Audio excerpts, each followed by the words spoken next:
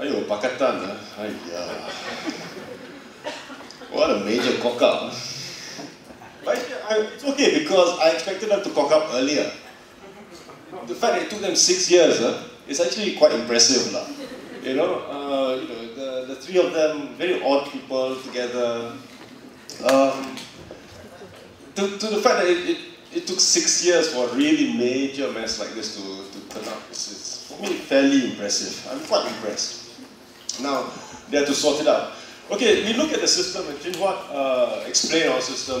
The thing about any sort of system, you could have a poor system, or even if it's not poor, a vague system of governance, but you can still have good results.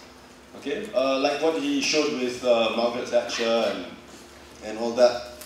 Incidentally, it was a happy day for those of us who are left-leaning when Margaret Thatcher finally resigned and was replaced by the kindly and grey John Major.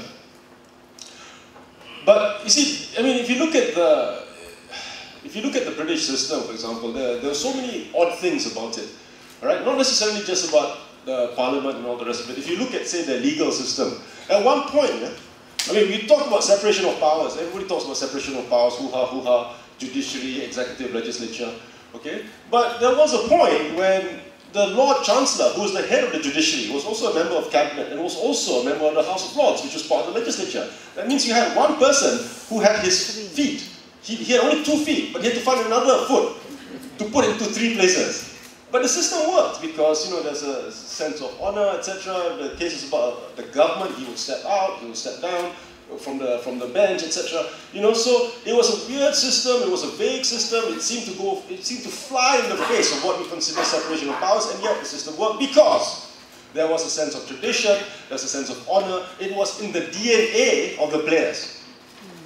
But if this kind of honor, this kind of tradition is not in the DNA of the players, then no matter how good the rules are, no matter how clear the rules are, you're going to get anomalies. Right? Okay, if you take the football analogy, the reason why I don't support Brazil is because I think they cheat. Alright, okay? And the reason why I support England, no matter how terrible they are, is because they cheat less. Okay? I mean, I'll never forget that player. I asked Haris, he can't remember the name. I don't know whether you guys remember the Japan World Cup, right? Turkey against Brazil in the semi-final. The Turkish player kicks the ball to the Brazilian player who's waiting to take a corner. Ball hits him in the knees. He holds his face as though he was hit there with a cannonball. He's rolling on the ground. And nobody rolls as well as the Brazilians. He golek left, golek right, sakitnya. Somehow his lutut has a nerve directly to his muka. Okay, and the rules are simple, it's rough play, then you go down, but then you get someone who he knew the referee wasn't looking, he cheated. So if it's not in your DNA, you say, oh, you hit my knee, you naughty chap. If it's not in your DNA, then you will hold your face as if you've been shot. Okay? And it's the same here. I wonder how much honor and all the rest of it is in the DNA of our politicians, with all due respect to the politicians in the room.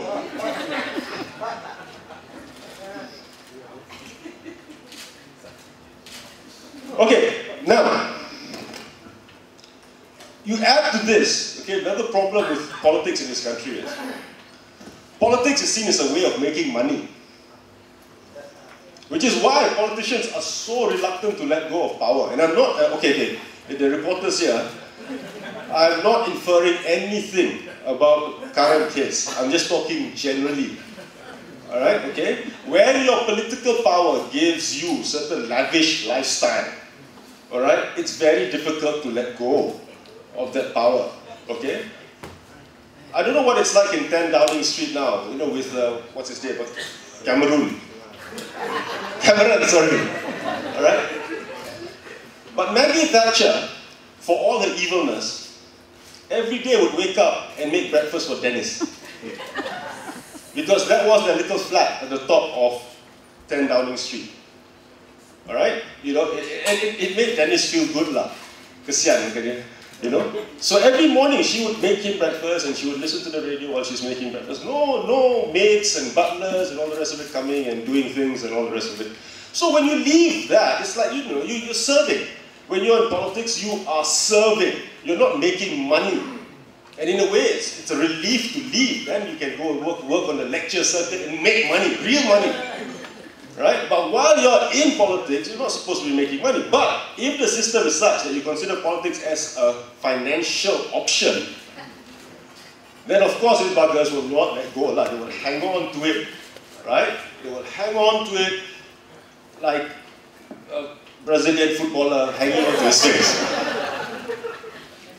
Okay? Again, I'm not saying this is what's happening now, I'm just saying generally. So this is the problem that we have. We don't have really a long-standing tradition of political culture which recognizes and respects honor, etc., to do the right thing. We do not, and we unfortunately have a system where somehow politics has become about making money. You know, I don't want to be a politician, I don't want to be an MP, the gaji sucks. Alright, because my gaji is pretty bad. But an MP's gaji is even worse. I can't pay my mortgage, I can't pay my proton, okay? So, I don't want to be an MP. No, thank you. And then I don't have law firms and all the rest of it on the side making money. And I have to quit working UM and all the rest of it. It's awful. Anyway, right, what? Okay, back to the law. This won't take long. That's why I'm rambling. I'll give you your money's worth. What if Chin Huat's suggestion is not taken up? Alright, what if Chin Huat's suggestion, his suggestion basically is to have a leadership election within the Pakatan Adun caucus, and whoever wins the election, that's the person who should be the MD. What if they don't decide to do that? What if it's not taken up? Then what can happen? Well, basically it's a vote of no confidence lah. Alright? Because that's what it says in the constitution of the Selangor state. Alright?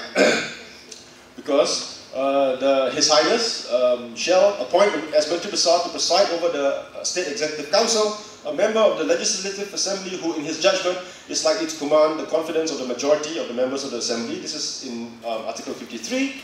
And Article 53(6), if the Menteri Besar ceases to command the confidence of the majority of the members of the Legislative Assembly, then unless at his request His Highness dissolves the Legislative Assembly, he shall tender him the resignation of the State Executive Council. That should be the way. So if you have a vote of no confidence, okay, then you should just resign. Your whole cabinet resigns, and then a new Menteri Besar is chosen.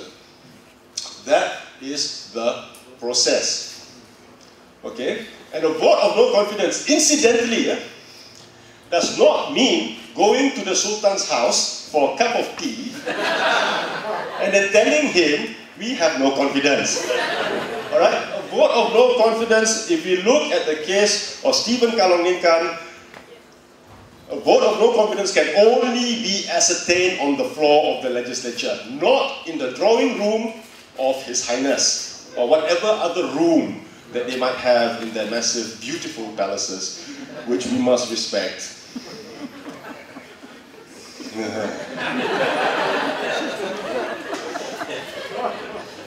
Okay, so it's very clear, and of course the problem here is the Perak cases, okay, which for me is a complete misunderstanding of the law, which is very strange because the Sultan of the time was a lawyer, but you know, like I said, if it's not in your DNA, it's not in your DNA. Okay, and that is basically that's what should happen. It's so simple, very, very simple. Okay? Now, what is the role of the Sultan in all of this? And I have to be very careful because the Sedition Act is, right now, the Sedition Act to the government is like crack cocaine. It's completely addictive. Yeah? They just reach for it every time they feel the need. Alright, so I have to be very careful here. I am saying this with all due respect to the monarchy, and with the greatest, humblest submission, all right, to this wonderful institution, and I am saying this for their own good. Therefore, I am saying it with love.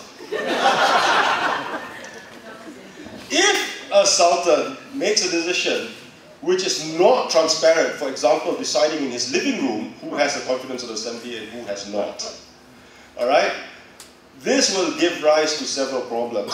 Firstly, of course, this is poor governance and it's a potential abuse of power because we don't know what's happening. We can't see, the people can't see it. If you have it in the Dewan, people see it. Alright? Secondly, nowadays, because, you see, before it was simple, right? Barisan will win. Very simple. Okay? Whoever the opposition is, they will win a little bit. But only a little bit. Okay? Barisan will win. Okay? It's like watching Tottenham Hotspurs in the last 15 years. Right? You know they will become middle table lah. It's quite confident. You know, they won't get relegated, but they won't win anything somewhere in the middle. Very, very comforting. So for all my adult life, right, voting was a very comforting thing because you vote, Barisan will win. Okay, but now I'm not so sure anymore, right? And so the role of the royalty, the role of the monarchy becomes more crucial. And we've seen it in the last few years. Right? We saw it in Perlis, we saw it in Terengganu, we saw it in Perak. Okay? Now, the concern here is that if the sultans get involved in politics, it cheapens the institution. And because they become like a ball being used by either side. Alright? And that's not, I don't think that's the purpose of the institution. Furthermore, questions of corruption which could arise, yeah? Alright? And if these questions, we cannot discuss it openly because of the bloody Sedition Act.